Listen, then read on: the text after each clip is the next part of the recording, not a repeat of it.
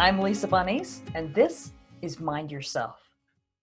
Welcome to our maiden voyage, our very first episode. I'm delighted that my first guest on the very first show is someone you're going to just love and that we can all learn from. Marc Allen is the founder, CEO, and publisher at New World Library, and he's the man who discovered Eckhart Tolle and introduced him to the world at large. But perhaps even more importantly, Marc has mastered the art of lazy success. He works when he wants to, he's never too busy, and yet he's wildly successful. I'll ask Marc to tell us how his life changed on his 30th birthday when he made a magical shift in his way of thinking. And in just a few minutes, we'll find out how he managed to pull that off. But speaking of the number 30, I have a magical story of my own to share before we get started. This very weekend is the 30-year anniversary of the day I met my soulmate and husband, Jeff. And it's a pretty amazing series of synchronicities. Talk about the universe lining up to fulfill a request. Dig this. Once upon a time, I was a divorced mother and touring stand-up comic. My daughters and I lived a kind of a strange and interesting life based out of a shitty little third-floor walk-up apartment in the suburbs of Chicago, during which time we traveled the country and met various celebrities. And you should ask my girls about the time they met Tim Allen during a tornado, or the time they hustled quarters from Willie Farrell to play video games in the hotel lobby. We'd moved to Chicago from Fort Wayne because there were plenty of comedy clubs in Chicago and I wouldn't have to travel as much to make a living, but I did have to travel still from time to time. And in the meantime, I spent many years after my divorce playing the field and making extra sure that if I ever ended up in a serious relationship again, it was going to be much more on balanced terms than my too young marriage was. I never wanted to get divorced again, so I wasn't getting serious with anyone until I knew it was right. So after 7 years, I was done playing the field. I said out loud, I'm done playing around. I'm finally open to attracting my perfect match, someone who will grow with me as I grow, and someone who will enjoy life the same way as I do. And most importantly, someone who won't try to change me into his version of the perfect little wifey. I had no idea back then that this would actually work. The law of attraction wasn't a thing back then. I was just a frustrated woman who'd had enough of the dating world's BS. I was ready to settle down and had spent enough time alone to know what I really wanted. So one day I just declared it out loud. I'm ready. Now, as a touring stand-up comic, I had myself booked up for months in advance, as is necessary in that kind of work. And one day, shortly after my declaration, I got a call from the club owner in Detroit, where I was supposed to perform the following week, that the club had burned down. My gig was canceled. So I got on the phone. I called every booking agent I knew, trying to fill this gap in my schedule. And finally, at the last minute, I landed a gig at a club in Virginia Beach. And the day before I was supposed to leave Chicago for the long drive there, I got a call from that booking agent who told me that Hurricane Hugo had wiped out the club. My gig was canceled. So panicking, I called the only place that I hadn't called the previous week, and this is the club where I started out years ago in my hometown.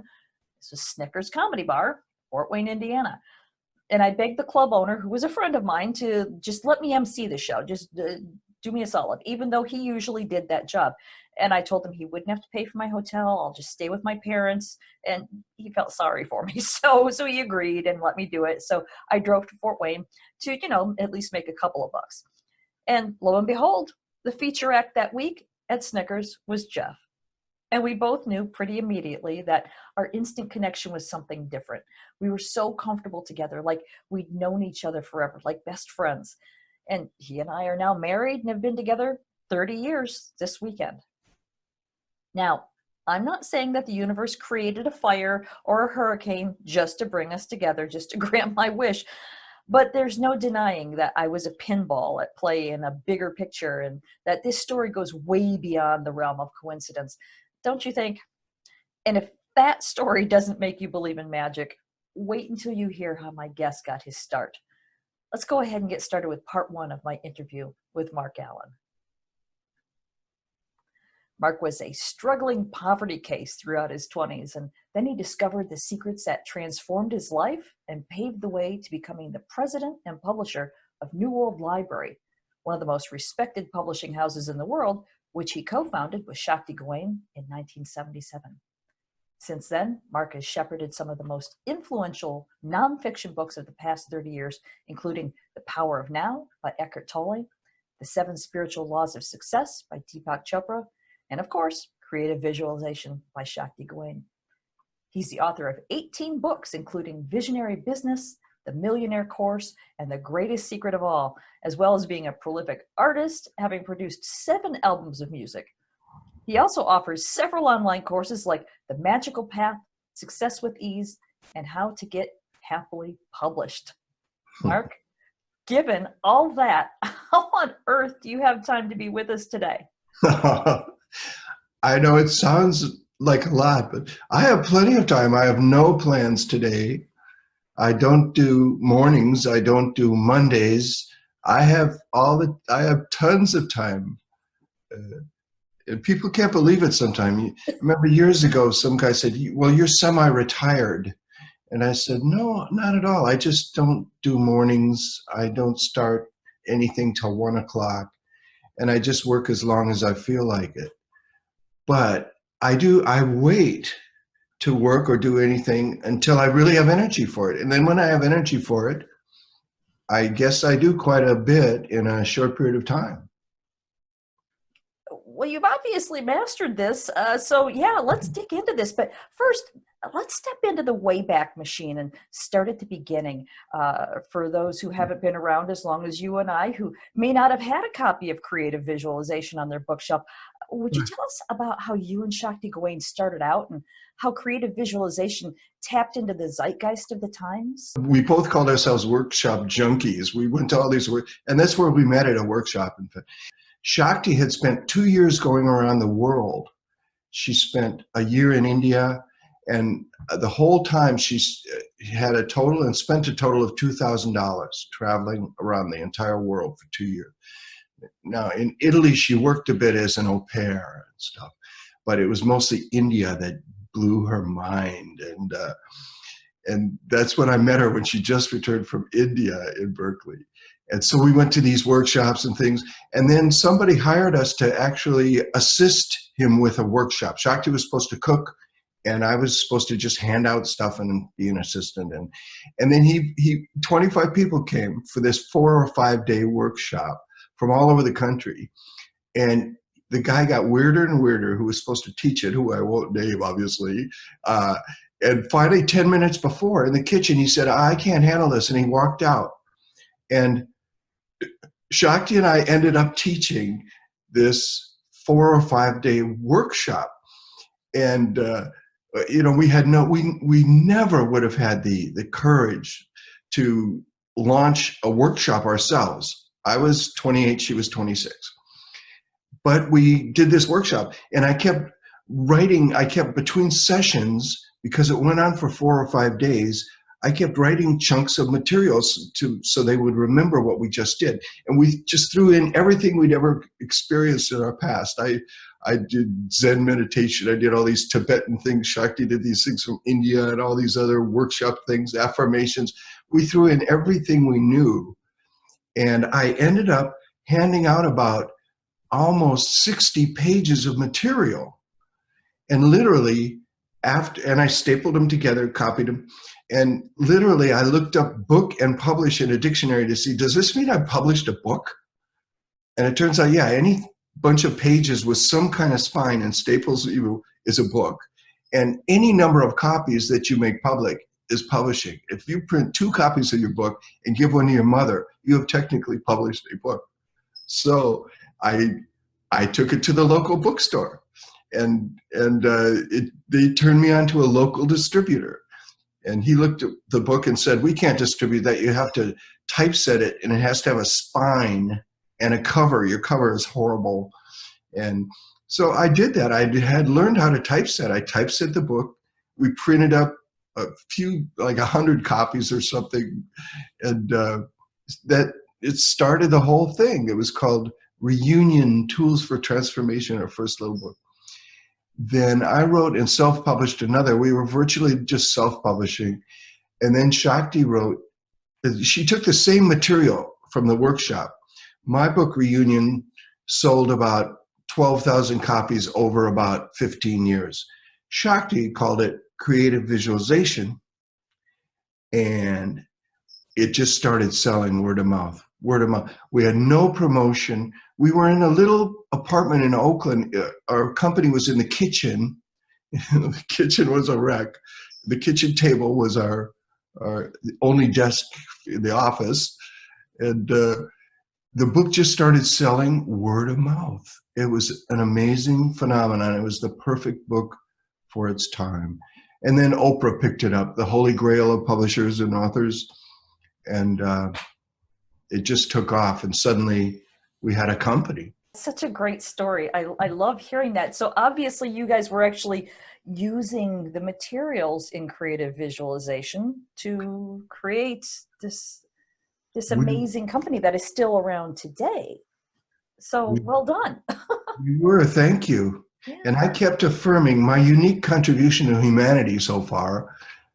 Maybe it's not unique. I hope it won't be unique very soon, because I kept affirming an affirmation I got from a Unity Church minister named Catherine Ponder, whose books I read in the 70s.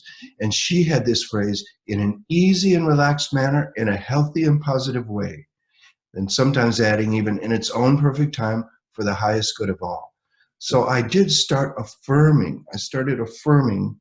Actually, it was the day I turned 30. I started affirming, I am now creating a successful publishing company in an easy and relaxed manner, a healthy and positive way, in its own perfect time for the highest good of all. I said that thousands of times in my early 30s, and it absolutely came true in reality. Before that, in my 20s, for a while, I'd had a rock band. In my early 20s, I'd been an actor, and I loved those hours. You never did a thing till 1 in the afternoon, and I've never been a morning person. So I started a company, and even though my father and so many people said, oh, you start your own business, you got to work 60 to 80 hours a week. And, and I decided the day I turned 30 to make an experiment, because I wanted to launch my own publishing company, but I did not want to work 60 to 80 hours a week. So that was my experiment. I said, I'm going to work when I feel like it. I don't do mornings. I don't do Mondays. I'm going to work when I feel like it. That's all. That's my experiment. I'm going to start a business. My doubts and fears said, won't work. Impossible. You got to work really hard. But I got around them I said to my doubts and fears, literally, I was pacing up and down on my 30th birthday saying, I want to start a company, but I only want to work when I feel like it. Doubts and fears said, impossible. I said, give me a year to try it. And if it doesn't work, I won't be any worse off than I am now. I had no job. I had no money. I had no family support. So even my doubts and fears had said, well, yeah, that's true. So that's how I got around them. So I went for this. I started a company, but I just worked when I felt like it. I slept as late as I wanted and relaxed whenever I wanted. I take naps. I'll sleep till 11 and take a nap in the afternoon quite often. It's very good for your health. Absolutely. I just love this. This so fits in with the way I want to live my life. And this is your whole success with ease concept, right? Which is the exact opposite of that hardcore, you've got to bust your hump to make it attitude. So you had the audacity to dream of succeeding without working a 40-hour week.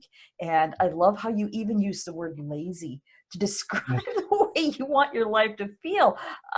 So you mentioned first a second ago about how you had to get past these, your doubts and fears. And I think honestly that that's what probably stops most of us is that voice in our head going, you can't, what are you, nuts? So tell us, how did you break through that training that we all have, that you can't be lazy, you can't sleep until 1, you can't live a Jimmy Buffett lifestyle or a Mark Allen lifestyle and actually succeed? Yes. As the older I get, the simpler I see it now. There's only 2 essential things. The first is to dare to dream and to really get that vision of what you want to be in the future. And then the other essential thing is overcoming the doubts and fears that inevitably arise for all of us. I do remember so vividly dealing with those doubts and fears that kept recurring. And for me, the most powerful thing was finding the right affirmation that completely contradicted what they were saying. And that whole concept of experiment, that worked for me. The whole idea of, I'm going to look at my life as an experiment. This is a worthwhile experiment. It took me, in fact, it was probably years later that I realized, oh, this experiment is working. And that means I have something very interesting to share with other people. You know, but at the time I was just all wanting to create some success, wanting to have some income doing what I loved. Throughout my 20s, I did what I loved. I was an actor at first, then I played music, and I was a Zen student. I tried a back to the land disastrous experiment. I did all these workshops and things, and then I had a rock band in my late 20s, but everything I did fell apart. I had no money whatsoever. So I did what I loved, but I had no way to make it work. And then the day I turned 30, I started visualizing this publishing company and affirming I was doing it in an easy and relaxed manner. And that started working. But yes, it's the doubts and fears. They said it won't work, it won't work. And I got around it saying, let me try it as an experiment. I'm going to start my own company, but work only when I feel like it. And it worked. It absolutely worked. It turns out that 40-hour a week or 50 is completely arbitrary. Mm-hmm. You know, there's no universal truth that one must work 40 or 50 hours a week. Right. This is totally arbitrary. So pick your amount for me, it was just following my energy. I wanted to just work when I felt like it and sleep when I felt like it and goof off when I felt like it. And that became my experiment. And it works. I find if some Mondays I'll have a tremendously lazy day. And then I'll wake up Tuesday. I usually sleep till about 11 and then get in the office by 1 or 2. But I have all this energy then. I notice the lazier I am on Monday, I usually get a 2-hour Thai massage now on Monday. That's really nice. The lazier I am, the more energy I have on Tuesday. I'm ready to go. Okay. So you were talking about how when you were in your 20s, before you made this discovery when you were 30, it sounds almost like you were doing the same things that you were doing when you were 20. What was it that actually made it click into place and gain traction? That is a good question. And I've often thought about that, looking back, okay, what really worked? Mm-hmm. And that actually is the source of even like 3 of my books. With the Millionaire Course, I tried to look at all the very practical things I did. And same with Visionary Business. And then even more recently on my book, The Magical Path, I realized I had done all this magic. When I was speaking about Visionary Business a lot, to business crowds, I would sometimes even say, if they were a fairly hip crowd, I'd say, it's really all magic. It's modern magic is what it is. It's whatever you call it, whatever you can do to get your subconscious mind aligned with your goals and working with you rather than working against you with doubts and fears. That's how simply I see it.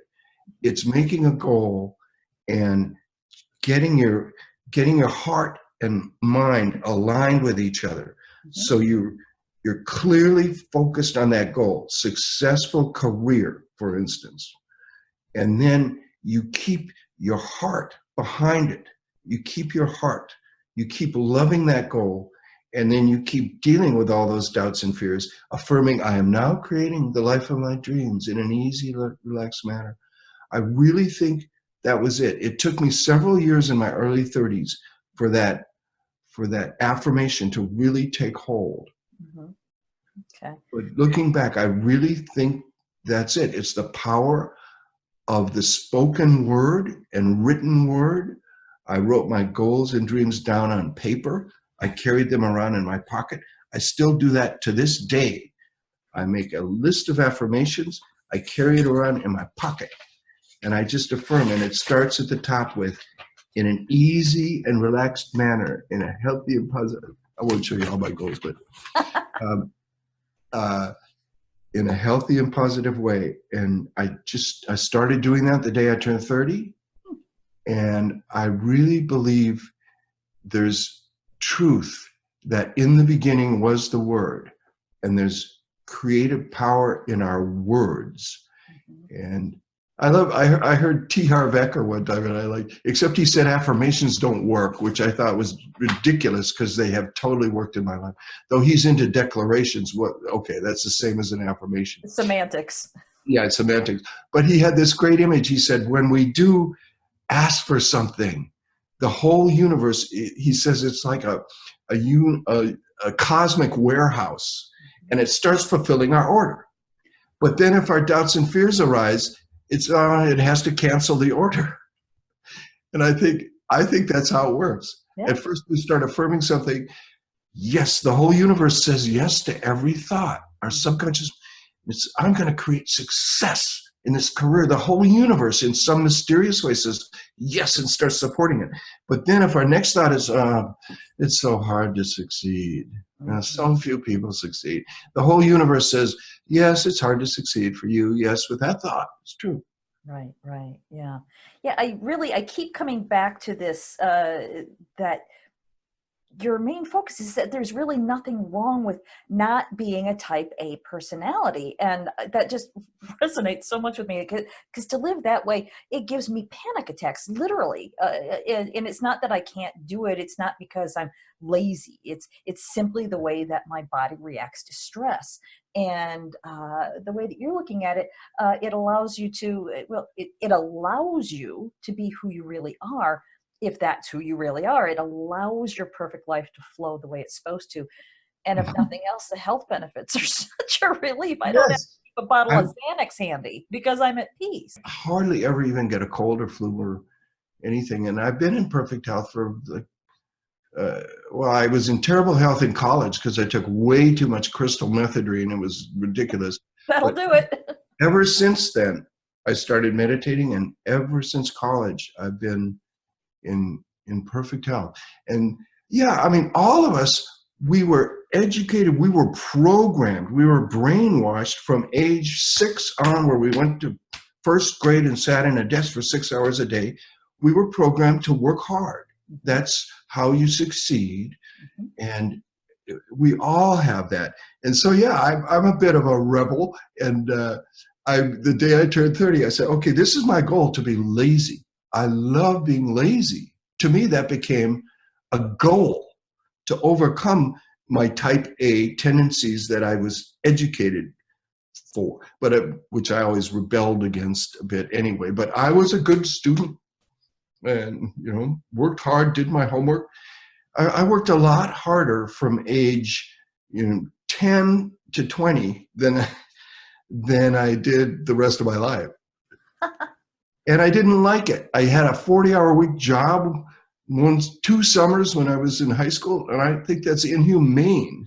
40 hours a week, you don't have time for a life, right, in my opinion.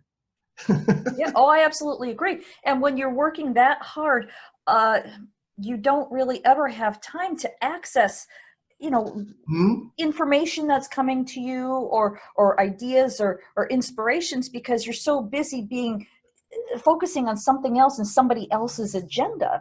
Yes. So it's I think it's very helpful. Now, let me change to a different track here. You were talking about you've been doing this your whole life, and you don't get sick anymore. And I'm wondering, is it ever too late to get started on this? Because I know a lot of people like in their 70s who still have unrealized hopes and dreams, who are afraid they'll go to their deathbed without it ever happening for them. And so is it possible to overcome a lifetime of doubts and fears and finally realize your dreams, even after all those years and all that programming? Absolutely. Absolutely. I'm in my 70s now. It's never too late to start. I I say, if you're 90 and you decide you want to be, if your dream is to be a billionaire rock star and you don't know even how to play music, I'd say, go for it. Go for your dream. You might not achieve like billionaire rock star. There's not too many of those, but whatever happens along the way will be wonderful for you. Just going for your dream at any age, and even if it's a totally expansive dream, where if you're 90 when you're starting, depending on how many years you have left, you may not achieve the fullness of your dream, but every day will be a wonderful step along your journey. I would encourage a 90-year-old who wants to start a band but doesn't know how to play, I'd say go for it. Get some lessons, learn to play, get your buddies together.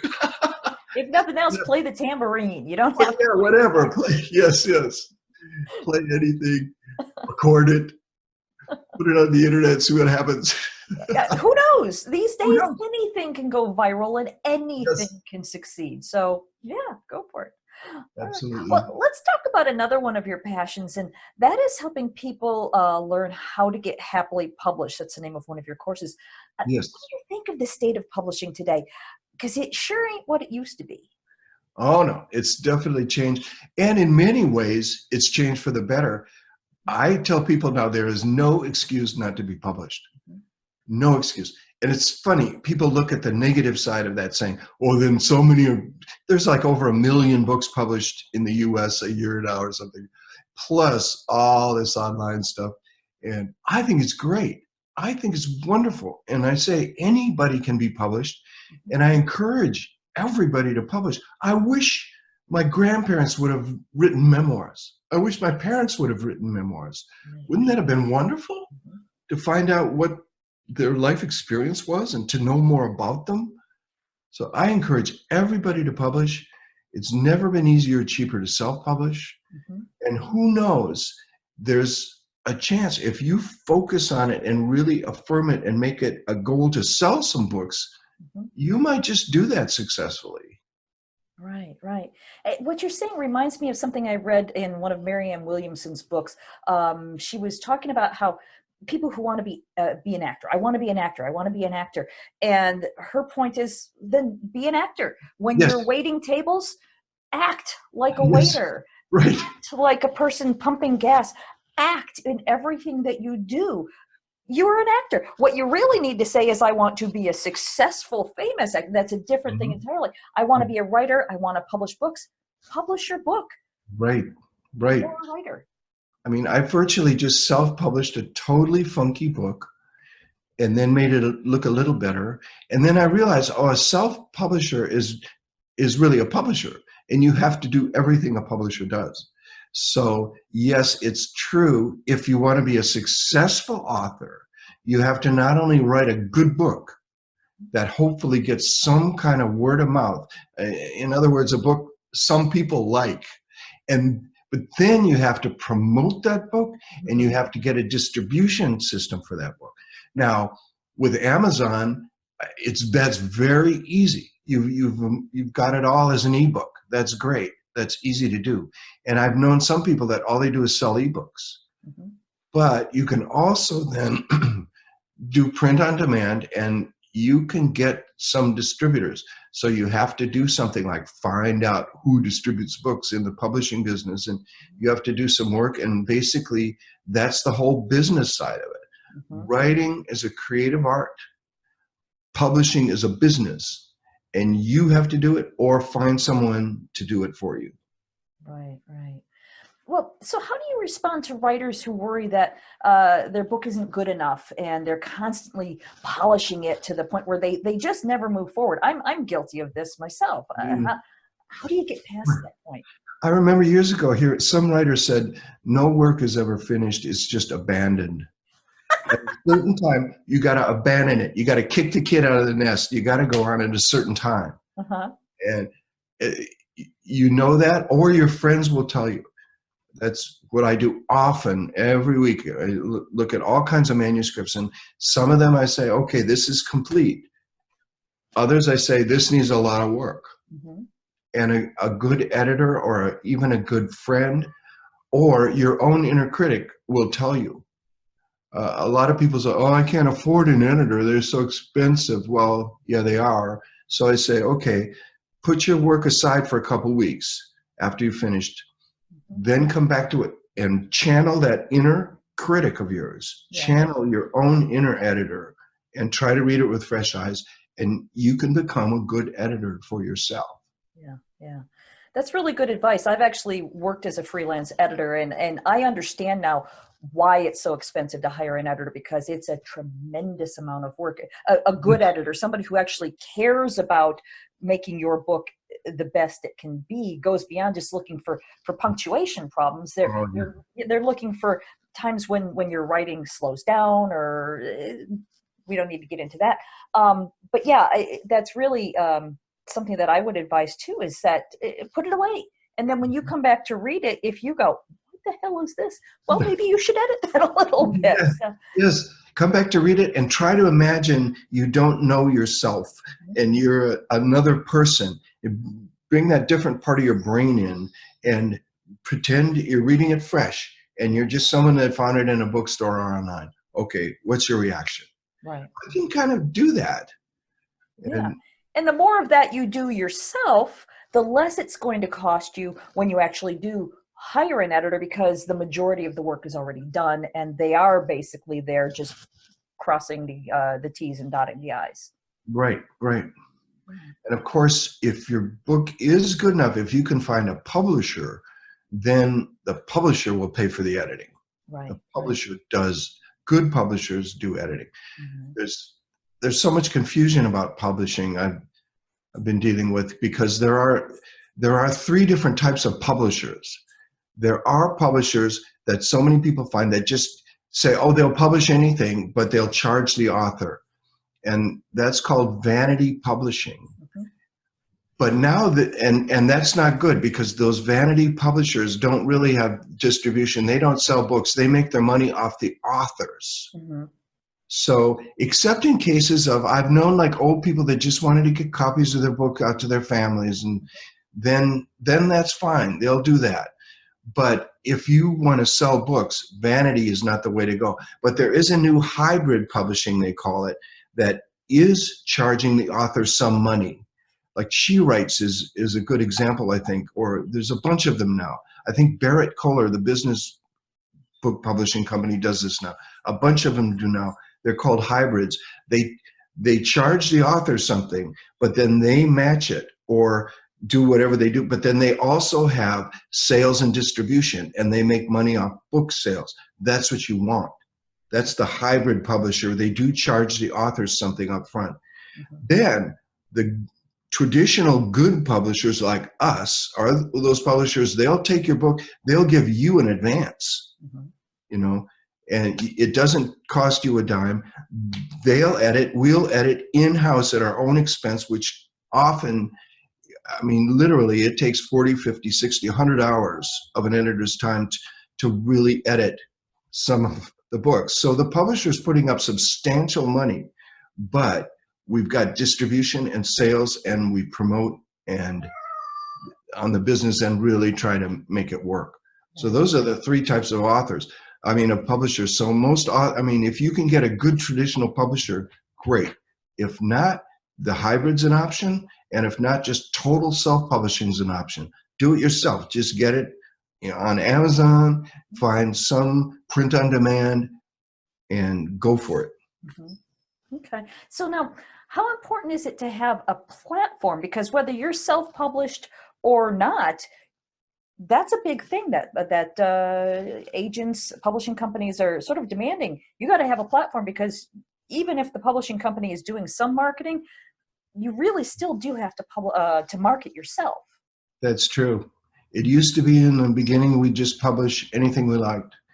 Now we sit down with our acquisitions committee, the editors pitch books that have come in that they like, and the marketing people say, okay, what's the author's platform? It's true.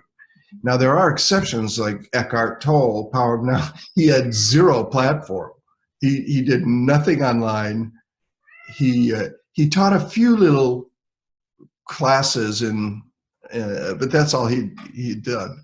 But the book was so great that we had to publish. I didn't care. We didn't care that he had no platform whatsoever. The book was so incredible, we published it. But that is the exception. And on that note, we'll go ahead and end part 1 of my interview with Marc.